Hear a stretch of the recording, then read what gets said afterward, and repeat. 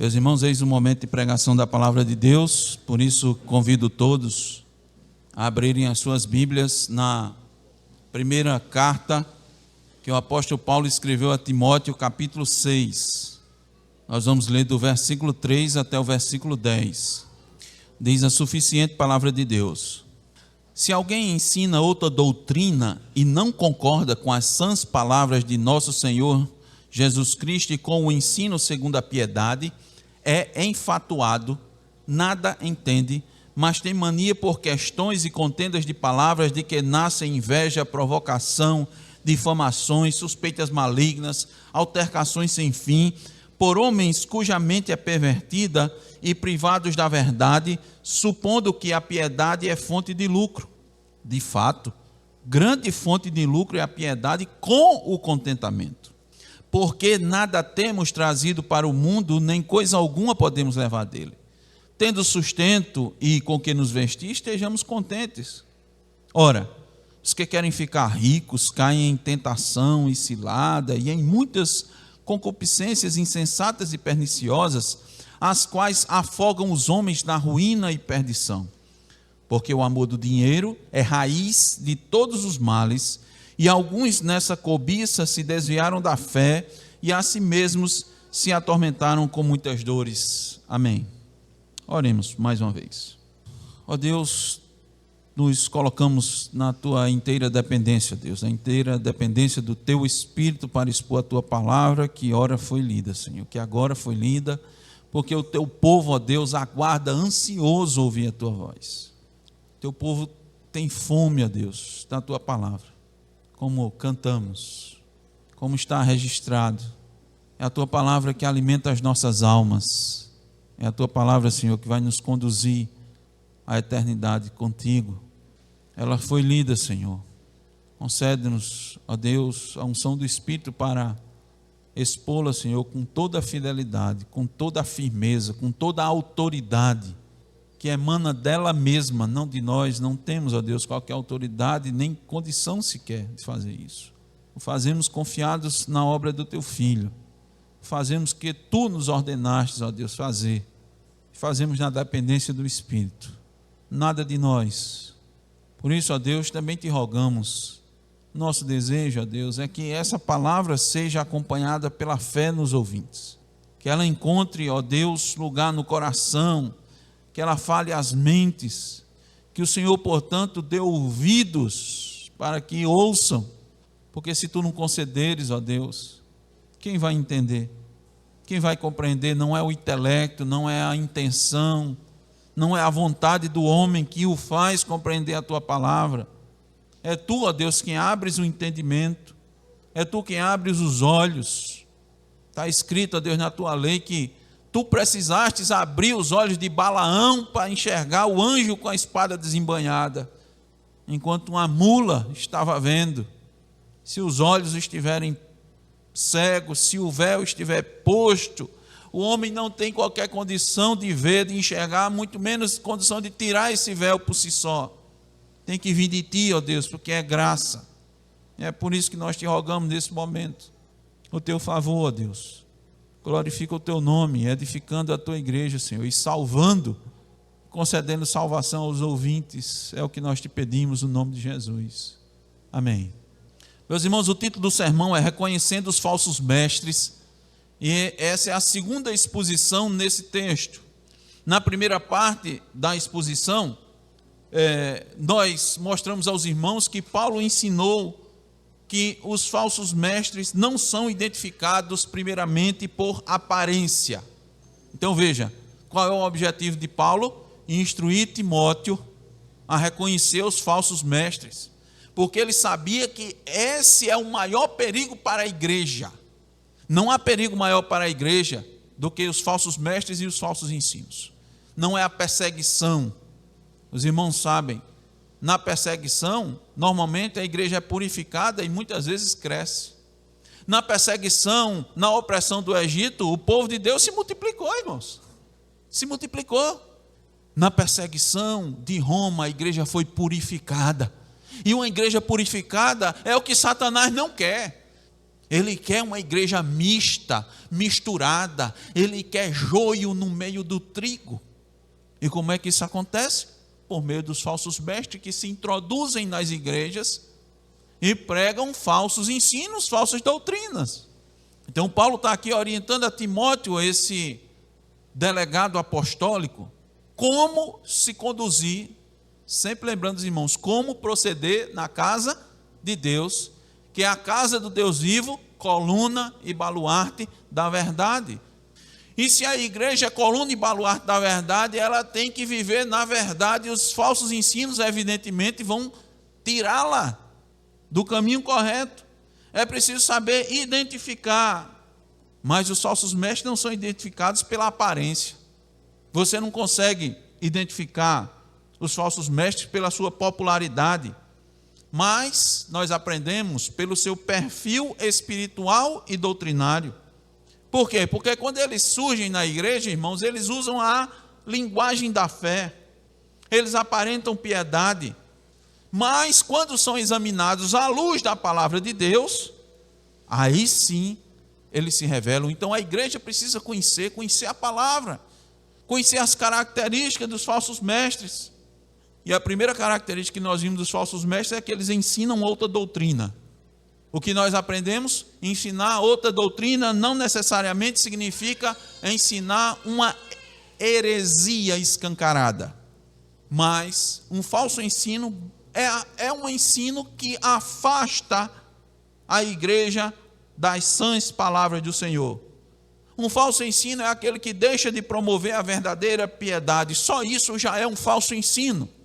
Em seguida, nós lembramos aos irmãos que aprendemos que o desvio doutrinário está sempre acompanhado de um coração orgulhoso.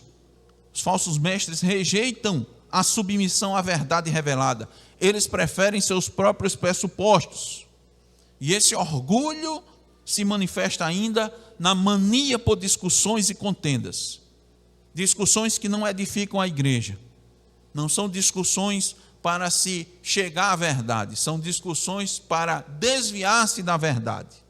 E isso gera divisão na igreja, suspeitas, conflitos desnecessários. O conflito, irmão, na igreja vai existir, tá certo? O conflito vai existir. O primeiro conflito que existe é com todos aqueles que ouvem a verdade. Quando a verdade nos atinge, já tem um conflito aí, irmãos, direto. Agora, alguns se submetem à verdade, outros se rebelam contra a verdade. Por que é um conflito, pastor? Porque, irmãos, a verdade de Deus é perfeita e ela vai encontrar um imperfeito. Simples assim. Vai encontrar você com seus próprios entendimentos, com sua própria compreensão. Vai encontrar você, se não for nascido de novo, aí é que o conflito vai existir. Porque você nasceu carnal e a palavra de Deus é espiritual. Uma coisa não combina com a outra. É a luz chegando onde estão as trevas. Então vai haver conflito. Esse conflito é natural dentro da igreja. Agora, o que é natural para os nascidos de novo? Eles se curvam diante da verdade. E o que é que os falsos mestres fazem? Combatem a verdade. Aí gera o quê? Geram divisões, confusão, brigas, panelinhas. Isso aí os falsos mestres, irmãos, usam aquela tática conhecida de guerra, dividir para conquistar. Eles vão dividir a igreja. Paulo já está alertando. Paulo também deixou claro que essas pessoas possuem um entendimento corrompido. Por quê? Porque como eles abandonaram a verdade, eles se tornam incapazes de reconhecer a verdade. E por que é que eles fazem isso? Paulo diz, o motivo principal deles é a ganância. Por isso que esses homens passam a enxergar a piedade como um meio de lucro. Então, na primeira parte da exposição desse texto, nós fomos alertados a reconhecer os falsos mestres por aquilo que eles são. Seu caráter, sua doutrina, suas motivações e os frutos que eles produzem no meio do povo de Deus.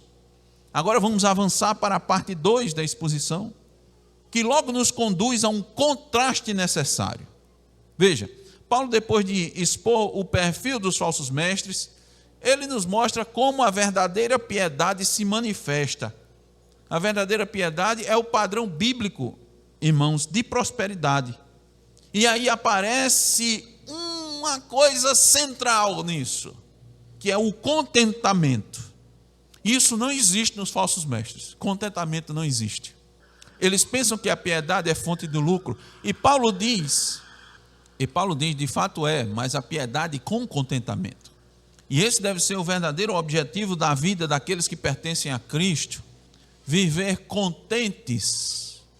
Paulo diz, aprendi a viver contente em toda e qualquer situação. Então esse contraste não apenas desmascara o falso ensino, mas também orienta o crente a viver de modo piedoso, guardando o coração do amor ao dinheiro e firmando sua esperança em Cristo Jesus, na suficiência de Cristo. É à luz desse contraste entre falsa piedade e verdadeira piedade que vamos concluir a exposição do texto, entendendo não apenas como reconhecer o erro, mas também como viver de forma fiel diante de Deus. Então a pergunta que tem norteado esse sermão, como o crente pode reconhecer um falso mestre? Segundo lugar, pelo contraste com a verdadeira piedade. Vamos ler novamente o versículo 6, 7 e 8. De fato, grande fonte de lucro é a piedade com o contentamento. Porque nada temos trazido para o mundo, nem coisa alguma podemos levar dele, tendo sustento e com que nos vestir estejamos contentes. Eu quero mostrar aos irmãos, deixar claro o contraste. Observem, isso é proposital em Paulo. Veja nos versos anteriores. Nós vamos ler a partir do versículo 3. E o finalzinho do versículo 5, os irmãos vão ver aí o contraste. Veja, ele diz assim: se alguém ensina outra doutrina e não concorda com as sãs palavras de nosso Senhor Jesus Cristo, e com o ensino segundo a piedade, é enfatuado, é orgulhoso, nada entende, mas tem mania por questões e contendas de palavra, de que nascem inveja, provocação, difamações, suspeitas malignas, altercações sem fim, por homens cuja mente é pervertida e privada da verdade, supondo que a piedade é fonte de lucro. Aí Paulo diz no 6, de fato, grande fonte de lucro é a piedade, mas com contentamento. Viram um contraste? Vou querer trazer isso para os irmãos, mostrar.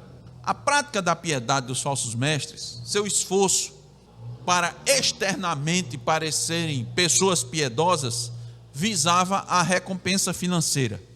Mas como identificar isso? Como saber que determinada atitude é verdadeiramente piedosa ou apenas um engano, um embuste, um plano para encobrir sua ganância? Vamos utilizar uma ilustração que nós inclusive comentamos depois do sermão do domingo passado. É a ilustração da cédula verdadeira e da cédula falsificada. Os bancos treinam seus funcionários não para que eles possam identificar todo tipo de cédula falsa que existe no mercado. Eles não fazem isso. Isso seria impossível, porque as falsificações mudam o tempo todo, ficam mais sofisticadas. O treinamento é outro, eles estudam apenas as cédulas verdadeiras. Se você souber identificar, se você conhece bem uma cédula verdadeira, quando uma cédula falsa chega à sua mão, você imediatamente diz, essa não é verdadeira. Por quê? Porque eles aprendem onde estão seus detalhes, sua textura, seus sinais de autenticidade, colocam contra a luz, veem as marcas d'água. Então, quando uma falsificação aparece, mesmo sendo bem feita, ela é identificada por quê? Porque ela não corresponde ao padrão original. E Paulo faz exatamente isso, irmãos, em 1 Timóteo 6, do versículo 6 ao 8. Ele apresenta o padrão da verdadeira piedade para desmascarar a falsificação da falsa piedade que já circulava nas igrejas. De que? A ideia que a piedade é meio de enriquecimento. A cédula verdadeira aqui, que é a piedade autêntica, ensina que prosperidade é contentamento em Deus, não é acúmulo de bens. Ele diz no verso 8, tendo sustento e com que nos vestir estejamos contentes. Mas o que é que a falsificação ensina? Preste bem atenção. A falsificação ensina, se você tiver fé suficiente, Deus é obrigado a te dar mais. e diz assim: você só não tem mais porque sua fé é pequena, sua fé é fraca. Aqui está o contraste, irmãos. Olhe, atente bem para isso, decore isso. A piedade verdadeira submete os desejos humanos à vontade de Deus. Eu vou repetir: a piedade verdadeira submete os desejos humanos à vontade de Deus. A teologia da prosperidade submete Deus aos desejos humanos. Inverte. Por isso ela é tão perigosa. Sabe por que ela é perigosa? Porque a teologia da prosperidade não rejeita a fé. Ela explora a fé. Ela não nega a piedade. Ela comercializa a piedade. Ela transforma o evangelho em moeda de troca. E o púlpito em balcão de negócios. E só reconhece essa falsificação quem conhece profundamente o evangelho verdadeiro, onde Cristo não é o meio para o sucesso terreno, mas Cristo é o maior tesouro do crente. É exatamente esse o ponto de Paulo. Quando a piedade visa lucro, ela deixou de ser piedade. Alguém, irmãos, verdadeiramente piedoso não tem interesse na riqueza. Preste bem atenção. Ele não direciona seus esforços com o intuito de enriquecer, somente com esse intuito. Você percebe um piedoso quando você nota que a felicidade dele não está em outro lugar senão em Deus. A felicidade dele está sempre em Deus. Não nos recursos, não nos bens, não do que ele pode desfrutar, não do que ele está no momento aproveitando. O propósito da vida dele não está em ter, mas em ser. Percebe a diferença? Ser parecido com Cristo. Hendrickson nos ajuda a entender melhor quando diz que a pessoa verdadeiramente piedosa tem paz com Deus, tem gozo espiritual, tem segurança da salvação e convicção. Ele tem a convicção de que para aqueles que amam a Deus, todas as coisas contribuem para o seu bem. Porque está lá em Romanos 8, 28. O homem piedoso é próspero e vive contente, independente da sua situação. Agora é preciso a gente entender o que é prosperidade, né? Porque eu sei que imediatamente na nossa mente prosperidade está associada a recursos, bens, fama, status. Mas nós precisamos nos moldar a quê? A palavra. Moldar nossa mente, tirar os conceitos. Um excelente exemplo de homem próspero é José, filho de Jacó. Se os irmãos perceberam quando fizeram a leitura, ele não é citado na Bíblia como próspero somente quando se torna governador do Egito. Não. É dito que ele é próspero quando ainda era um escravo desconhecido na casa de Potifar. Ele era próspero quando, saindo da casa de Potifar, estava preso. Um escravo preso. O que é que um escravo preso vale, irmãos? Nada, de nada. Mas a Bíblia o descreve como próspero. Era um homem que estava conformado à vontade de Deus. Conformado. A vontade de Deus era: você vai ficar escravo. Você vai ser levado escravo. Quem disse isso foi ele, viu, irmãos? Ele disse isso. Ele disse aos irmãos dele: olha, vocês não fiquem como vocês estão, não, com o pensamento que vocês estão. Eu sei que os irmãos, eu espero que os irmãos imaginem que todo tipo de pensamento ruim passava na cabeça dos irmãos de José, por causa daquilo que eles fizeram com ele. E ele disse: olha, esqueça isso. Quem fez isso foi Deus. Deus usou isso. Eu estou contente com aquilo que Deus fez na minha vida. Lembre-se, não é só quando era governador não, viu? Porque a gente costuma passar de um ponto e pular a história. Não, o processo é muito importante até chegar lá. Um homem piedoso, um homem próspero, segundo a Escritura, ele sabe que as posses não podem satisfazer a alma. E ele está preocupado mais com a alma. Lembra daquele homem que prosperou materialmente muito na Escritura? Tinha tanta coisa, tanto cereal que botou nos celeiros e disse: alma, regala-te e folga. E a Escritura diz: louco. Onde é que está a tua felicidade, a tua satisfação nesses cereais, nesses silos, 2, 3, 4 silos. O homem piedoso não visa isso na vida. Ele não sente a necessidade de sempre ter mais ou ter mais coisas. E mesmo quando ele tem, veja, o piedoso, mesmo quando ele tem muita coisa, muitas posses, ele até rejeita. Sabia disso? Rejeita tudo o que pode lhe dar problema, porque normalmente se diz que quem é rico sempre quer mais, né? Sempre quer mais, sempre quer mais. Eu vou mostrar para vocês um exemplo de um homem na Bíblia que tinha muito e rejeitou mais. Abrão, ele respondeu assim ao rei de Sodoma. Ele venceu uma batalha. Os irmãos sabem que quem vence uma batalha tem direito ao despojo de guerra. Tem direito. Abrão pegou seus homens e teve a ajuda de Aner, Escol e Manre. Eram uns homens que eram colegas dele. Com o seu exército, irmãos, ele derrotou um exército de muitos reis. Recuperou tudo, venceu a batalha, trouxe seu sobrinho de volta, era a maior preocupação dele. E quando chegou, o rei de Sodoma disse assim: olhe, me dê só o povo, você pode ficar com tudo. Porque era inclusive o direito. Ele também não estava fazendo nenhum favor não, né? Isso era o direito de quem vencia uma guerra. Sabe o que é que Abrão respondeu, irmãos? Levanta a mão ao Senhor, o Deus Altíssimo, o que possui os céus e a terra, e juro que nada tomarei de tudo o que te pertence, nem um fio, nem uma correia de sandália, para que você não diga, eu enriqueci a Abrão.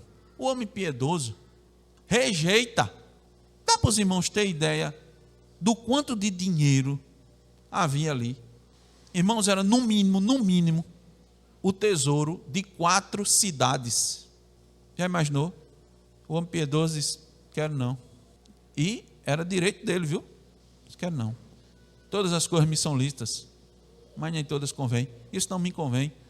Você é um ímpio. E ele disse, na frente dele, do rei, disse, você é um ímpio.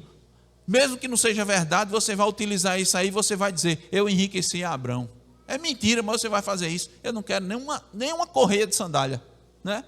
Que a gente diz assim, não uma correia de havaiana. Observem, meus irmãos, Paulo no verso 8 está, atentem bem, viu? Está excluindo luxos e abundâncias transbordantes. Quando ele diz, se tiver o que comer, que vestir, estejais contente, ele diz, então pastor, a gente vai deixar as outras coisas? Não, não é isso não. Preste bem atenção aqui, o foco aqui é o olho, a ganância, o coração, o dinheiro no coração. O problema não é o dinheiro no bolso, não. Abrão tinha muito. Isso não era problema, não. E quem deu a ele foi Deus. Então Paulo está excluindo luxos e abundância transbordante. Calvino entende que usar os recursos que Deus nos concedeu mais amplamente não deve ser condenado. O problema está em cobiçar esses recursos. Temos na Escritura o exemplo de um homem íntegro, temente a Deus e que se desviava do mal. Deus o abençoou com 7 filhos e 3 filhas. Ele possuía 7.000 ovelhas, 3.000 camelos, 500 juntas de boi e 500 jumentas. Era também muito numeroso o pessoal ao seu serviço, de maneira que este homem era o maior de todos os do Oriente. E Deus não o acusou de maneira nenhuma, em nenhum momento de ganância. Deus deu testemunho dele dizendo, esse é um homem íntegro, que me teme e se desvia do mal. Aí Satanás disse, ele só faz isso porque tu mesmo abençoasse a ele. Aí Deus disse, tire tudo. E depois que Deus tirou tudo, sabe o que é que esse homem disse? Nu saí do ventre da minha mãe, nu voltarei. O Senhor o deu e o Senhor o tomou, bendito seja o nome do Senhor. Isso é um homem próspero, irmãos. É próspero mesmo sendo pobre. Esse homem, quando disse isso, não tinha mais nada, nem a saúde. Perdeu os amigos. Não é essa a postura do homem piedoso e que tem contentamento? Porventura Jó não disse praticamente com as mesmas palavras aquilo que Paulo disse no versículo 7? Veja aí o versículo 7. Porque nada temos trazido para este mundo, nem coisa alguma podemos levar dele.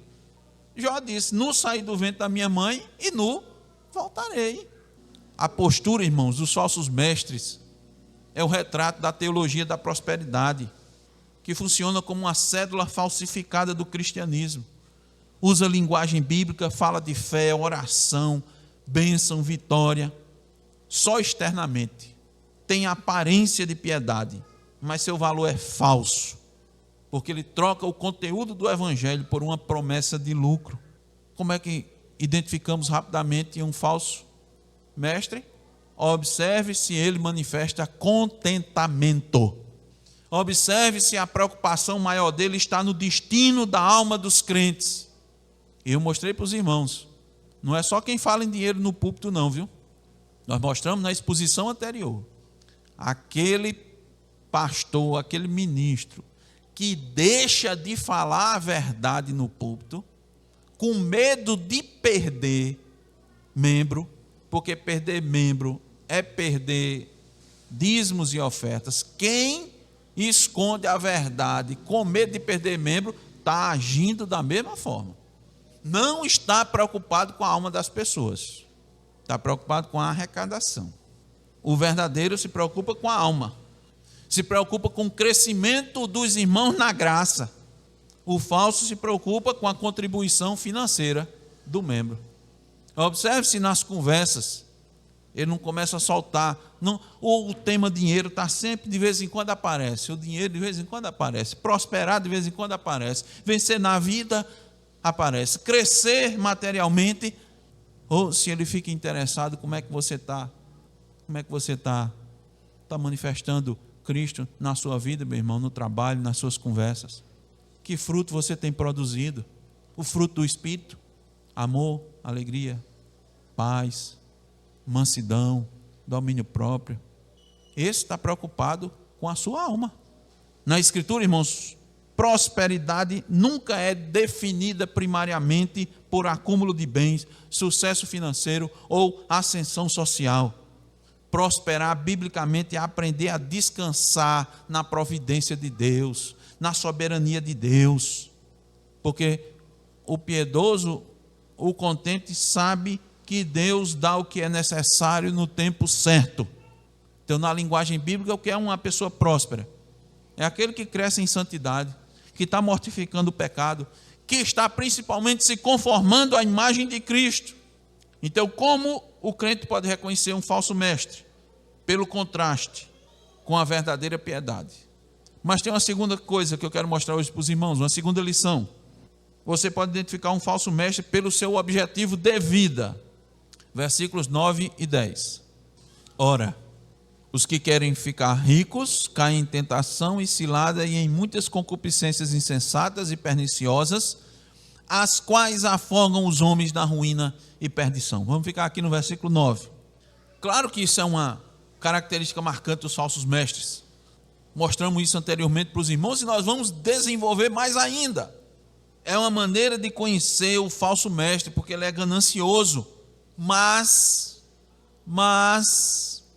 temos aqui um grande alerta para todos os cristãos, todos indiscriminadamente.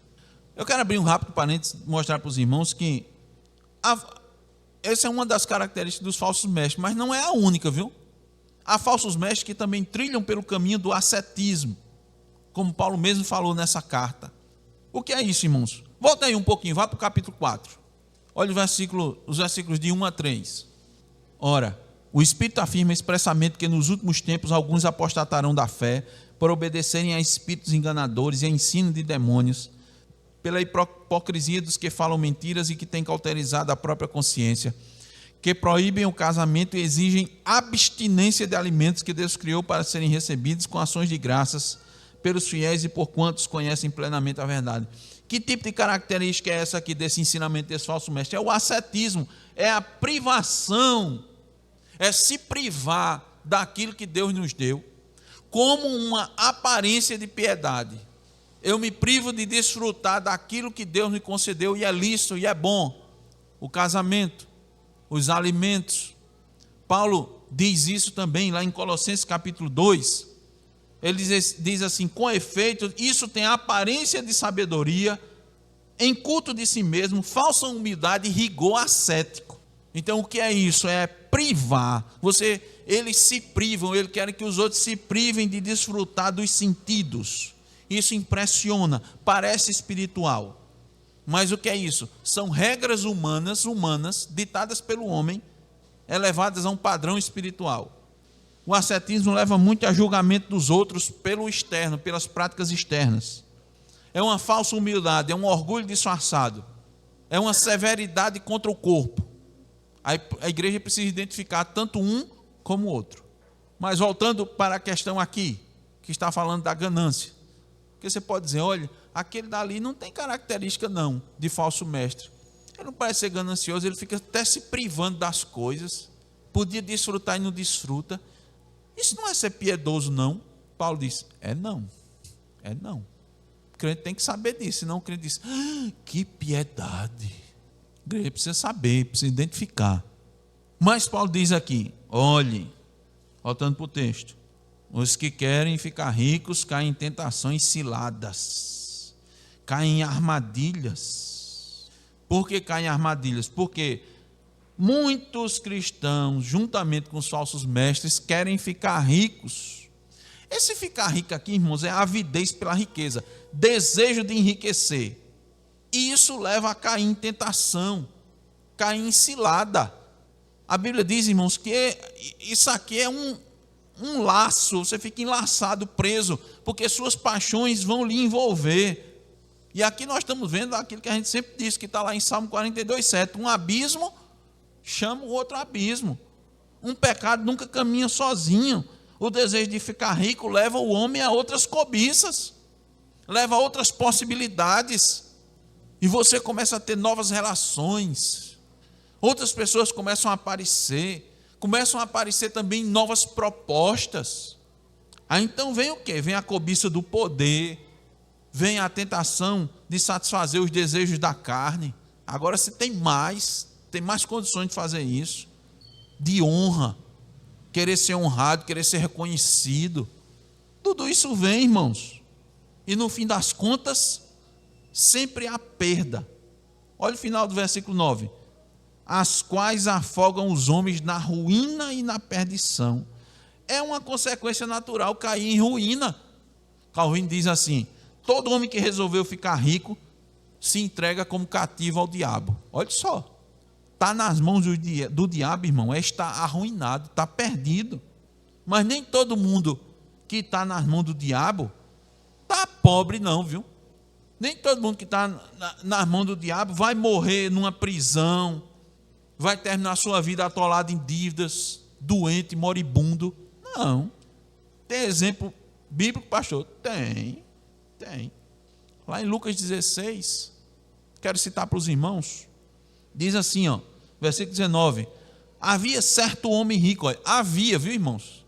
A gente fala que isso não é parábolas, havia de existir, certo homem rico, não tem o nome dele, mas havia, que se vestia de púrpura e de linho finíssimo, era muito rico, e que todos os dias se regalava esplendidamente.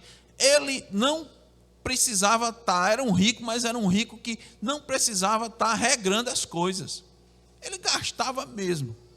Havia também certo mendigo chamado Lázaro, coberto de chagas, que jazia à porta daquele. 22. Aconteceu morrer o mendigo e ser levado pelos anjos para o seio de Abraão. Morreu também um rico e foi sepultado. Um rico, irmãos, aqui morreu na sua riqueza. Morreu rico. Versículo 25 diz assim, diz porém Abraão, filho, lembra-te de que recebestes os teus bens em tua vida, e Lázaro igualmente os males. Agora, porém, aqui ele está consolado, tu em tormentos. Então, quando Paulo fala, irmãos, em ruína e perdição, ele não está tratando apenas de dificuldades nessa vida, mas do fim espiritual de quem vive dominado pelo amor ao dinheiro. O rico aqui não foi condenado, preste bem atenção, viu? Ele não foi condenado por possuir bens, mas por viver satisfeito nos bens. E ignorou a palavra, e não acudiu o pobre que estava na porta dele. Quando ele tinha muita coisa, muita condição de fazer, não fez. Então ele chegou exatamente onde Paulo diz, que chega quem tem amor ao dinheiro, à perdição, mesmo que tenha morrido regaladamente. Eu imagino o funeral desse homem, hein? Normalmente o rico tem muitos conhecidos, não é assim? Muitos amigos, muita gente importante. Possivelmente muita gente foi para esse funeral. Um cortejo deve ter sido enorme. E alguns que não conhecem a Escritura, conhecem a palavra de Deus, olha aí, viveu aí como morreu. Aí o crente verdadeiro morreu na perdição, em ruína. Ruína? O homem morreu rico, olha o caixão dele. O preço do caixão dele vale mais do que meu carro. Uma perdição. Porque o que vale é a alma. E ele perdeu. Irmãos, olhe, quem está de olho nas riquezas, ao invés de ganho, só tem perdas. Isso é um alerta, um grande alerta para nós. Você, principalmente jovem, está aí ou começando a sua carreira profissional, ou iniciando, ou se preparando, ou quem já está. Pense consigo mesmo, por que você se prepara? Por que você quer determinado emprego, ou determinada função? Por que é? Pense, viu? Porque se o seu objetivo é ficar rico, olha o alerta aqui, viu? Por que você quer outro cargo? Por que você quer trocar de carreira? Para ficar rico? Olha, a Bíblia está dizendo que isso aí, o fim é desgraça. Paulo aqui, irmão, está condenando os ricos? Está não. Está condenando a cobiça, a riqueza como alvo, como objetivo de vida. Isso leva a pessoa à ruína, como também alerta Tiago. Tiago 1:15 diz assim, então a cobiça. 14, lê a partir do 14, diz assim, ao contrário, cada um é tentado pela sua própria cobiça, quando esta o atrai e seduz. Então a cobiça, depois de ter a ver concebido, dá à luz o pecado, e o pecado, uma vez consumado, gera a morte. A causa dos males que Paulo aqui enumera, não são as riquezas em si, mas o desejo ardente delas, mesmo que a pessoa seja pobre. Pastor, e se a pessoa for pobre, não pode desejar não ser rico? Não, mas ele é pobre, coitado, de maré de si, pode pensar em ser rico não, é cobiça do mesmo jeito. Concluindo, irmãos, versículo 10, vamos ler. Porque o amor do dinheiro, preste bem atenção aqui nessa leitura, porque o amor do dinheiro é raiz de todos os males, e alguns nessa cobiça se desviaram da fé e a si mesmos se atormentaram com muitas dores. Paulo, irmão, não está aqui dizendo que, ou não é a intenção de Paulo, dizer que o amor ao dinheiro é a única e exclusiva raiz de todos os males. Não é a única e exclusiva, mas que é uma raiz. Está certo? A tradução da Bíblia que usamos ajuda a entender assim, porque ele não usa o artigo definido a, antes de raiz. Não está assim escrito, porque o amor do dinheiro é a raiz de todos os males. Até porque não precisaria, tá certo, irmãos? Não precisaria. No original não tem esse artigo. Mas também não seria necessário, porque há exceções, e algumas traduções da Bíblia colocam esse a. Qual é o fato aqui? Paulo sabe, irmãos, que outros pecados também são geradores de grandes mazelas na nossa vida. Então não vai ser só o amor ao dinheiro. Por exemplo, a ambição, o orgulho, muitas vezes produzem frutos piores do que a cobiça. Foi a inveja, o ciúme e o orgulho que deu à luz ao primeiro assassinato da humanidade. Um irmão matou o outro. Não foi por dinheiro, né? Foi dinheiro. Agora, o apego excessivo ao dinheiro para acumular dinheiro é fonte de muita coisa ruim. Eu vou dar mais alguns exemplos aos irmãos. Olha, Acã, está lá registrado em Josué capítulo 7. Cobiçou prata, ouro e uma capa babilônica. Prata e ouro é dinheiro, né? Capa babilônica é status, reconhecimento, prestígio. Ele quebrou a aliança com Deus, trouxe derrota militar para Israel, além da sua própria família. A avareza desse homem trouxe juízo sobre todo o povo, e muitos perderam sua vida por causa dele. Por causa de quê? O amor excessivo a essas coisas. Geazi, está lá em 2 de Reis capítulo 5, pelo desejo ganancioso da recompensa que Eliseu recusou, ele mentiu deliberadamente, profanou o ministério profético e recebeu a lepra de Naamã. Por quê, irmãos? Porque a avareza corrompe o ministério. A avareza transforma bênção em maldição. Pastor, isso é do Antigo Testamento. No Novo, que a graça de Deus está mais abundante. Está mais abundante no Novo. Eu vou dar um exemplo de Ananias e Safira, para você tirar suas conclusões. Ananias e Safira. Atos capítulo 5, do versículo 1 ao 11. Por amor ao dinheiro, disfarçado de piedade, manifestou hipocrisia espiritual, mentiu contra o Espírito Santo e recebeu a morte imediata. Isso nos mostra o quê? Que a avareza pode coexistir com a aparência religiosa, mas não engana a Deus. Os irmãos entenderam que ninguém escapou do castigo. Então, por isso, irmãos, isso aqui não é apenas uma característica dos falsos mestres, é um alerta para todos nós. Olha a parte B do versículo 10, nós vamos concluir com ela. E alguns nessa cobiça se desviaram da fé e a si mesmos se atormentaram com muitas dores. Então veja, quem é cristão, quem diz manifestar fé em Deus, precisa estar muito atento a estas palavras do apóstolo Paulo. Ele está afirmando aqui que pessoas que um dia fizeram uma profissão de fé, por amarem o dinheiro, se desviaram e se atormentaram com muitas dores, não são poucas dores. E por que esse tormento vem, irmãos? Esse tormento vem porque quem ama o dinheiro deixa de amar a Deus e ao próximo. Quem ama o dinheiro quebra logo as 2 tábuas de primeira, as 2 tábuas da lei, os 10 mandamentos, quebra de primeira. E nada, irmãos, vai fazer com que ele fique satisfeito. Eclesiastes 5:10 diz assim: quem ama o dinheiro jamais dele se farta, e quem ama a abundância nunca se farta da renda. John Stott diz assim, diz que a cobiça se acha por trás, a cobiça está por trás dos casamentos por conveniência, das perversões da justiça.